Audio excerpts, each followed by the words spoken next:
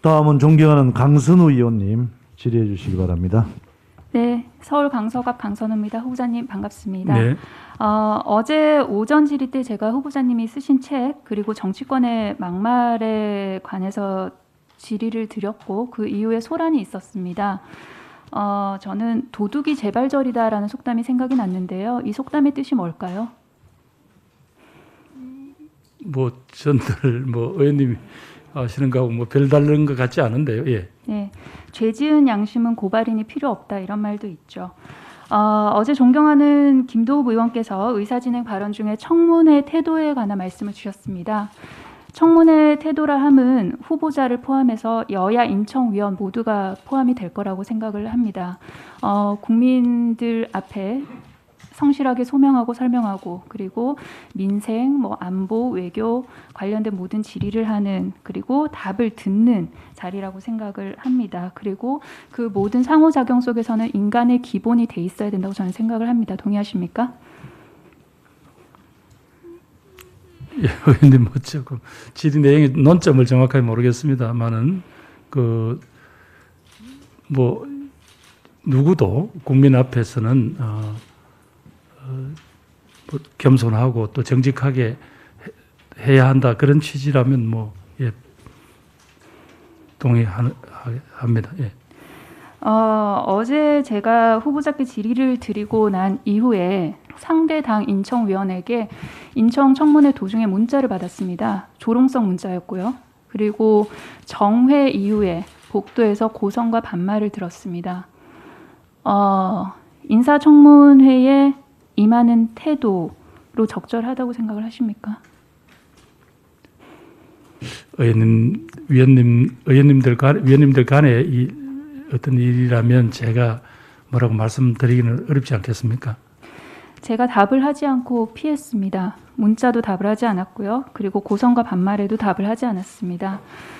대개 뭔가를 피할 때는 두 가지 이유가 있다고 생각을 합니다. 무서워서 피하거나 그리고 우리가 다 알고 있는 다른 이유로 피하거나 저는 후자의 이유로 피했습니다. 계속해서 질의 드리도록 하겠습니다. 후보자님 사위 관련해서 라인펀드 투자 의혹에 대한 질문들이 있었습니다. 저는 이 관련한 질문이 왜 후보자의 청문회장에서 나오는지 잘 이해가 가지 않습니다.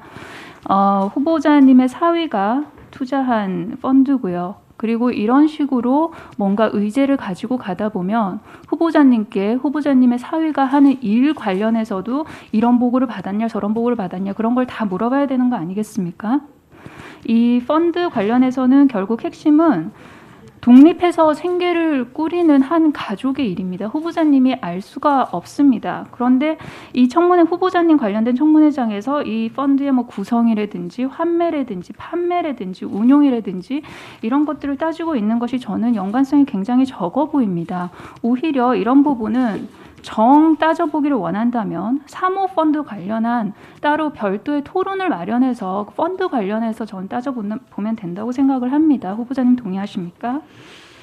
아마 문제 제기하시는 분들은 뭐 어떻게 됐든 간에 저 혈육과 관련되는 일이고 또 과거에 우리들의 권력형 비리나 이런 걸 보면 어떤 그런 연관성이 드러난 경우들이 있기 때문에 아마 충분히 추측을 하거나 혹은 그 피해자분들이 이른바 제하고 제 사위 문제가 드러나니까 어떤 선입견을 가지신 게 아닌가 싶습니다. 그런데 어제도 저는 말씀드렸지만은 예를 들면 경제 활동의 주체가 현재로서는 이제 그 제 사위인 셈인데 김부겸 후보자 딸 가족 이렇게 이야기하는 것부터가 저는 일종의 프레임이라고 보는 거죠. 뭐 그럼에도 불구하고 인사청문위원들께서 질문하시면 충분히 성실히 답하는 게 도리라고 생각합니다만 도저히 제가 무슨 알 수 없는 영역에 대해서 어떤 그림을 그려놓으시고 이런데도 아니냐고 하시면 참 뭐라고 해야 되겠습니까?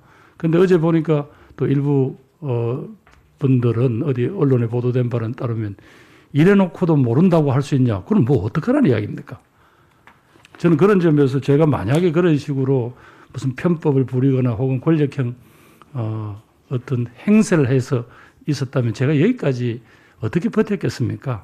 제 나름대로의 뭐 삶에 대한 제 나름대로의 어떤 그런 뭐 기준이 있어서 여기까지 버텨왔다고 생각하는데 뭐 오늘 오후에 관련자들이 정인으로 또 참고인으로 나온다고 하니까 그분들한테 충분히 질문해 주시면 고맙겠습니다. 후보자에게 물어야 하는 거는 후보자 자신의 재산에 관련된 것이라고 생각을 합니다. 후보자님 자신의 재산에 관련해서 물어보겠습니다. 후보자는 이미 여러 차례 선거에 출마하셨고 그리고 당선되시면서 의정활동 해오셨습니다. 공직선거법에 따라 재산신고에 성실히 임해 오셨습니까? 네, 뭐 그렇습니다. 그건 늘 검증이 되니까요. 네. 가령 예를 들어서 공직자가 본인 재산의 60% 가까이 되는 뭐 10억이 넘는 금액조차 재산 신고를 누락해서 처벌받은 그런 부끄러운 사례도 이번 21대 국회에 있었는데요. 총 후보자는 혹시 비슷한 그런 일들이 있었습니까? 지금 현재 이 공직 후보자 재산 등록이 시작되고는 설명할 수 없는 뭐 그런 내용들은 없는 걸로 알고 있습니다만은. 네, 감사합니다. 복지 관련 질의 간단하게 드리도록 하겠습니다. 후보자님, 행복한 삶이라는 네 글자를 줄이면 복지 두 글자가 됩니다. 그렇기 때문에 우리 사회의 모든 부문 또는 모든 부처와 연관됨에 포괄하는 부처가 보건복지부라고 생각하는데 동의하십니까, 후보자님? 뭐 보건복지부가 해야 될 영역이 대단히 커졌습니다. 교육, 노동, 환경, 과학기술까지 복지에 영향을 주지 않는 것은 없습니다. 실질적으로 숫자를 쭉 보면요. 이명박, 박근혜, 문재인 정부의 복지 분야 지출 예산은 계속해서 꾸준히 늘고 있습니다. 이 예산을 보다 좀 효율적으로 배분하기 위해서 사회보장위원회가 있습니다. 네, 그러면 그렇습니다. 그 기능을 충분히 해야 할 텐데요. 지금 현재 사회보장위원회가 그 기능을 충실히 잘 해내고 있다고 보십니까? 아무래도 이제 공식 정부 어떤 정부의 틀이 짜여진 기구가 아니면 조금 한계가 있을 겁니다. 예.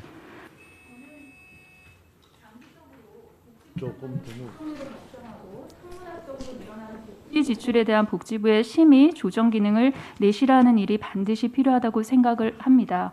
본 의원의 문제의식과 그리고 제안에 대해 공감하시는지 말씀해 주시기 바랍니다.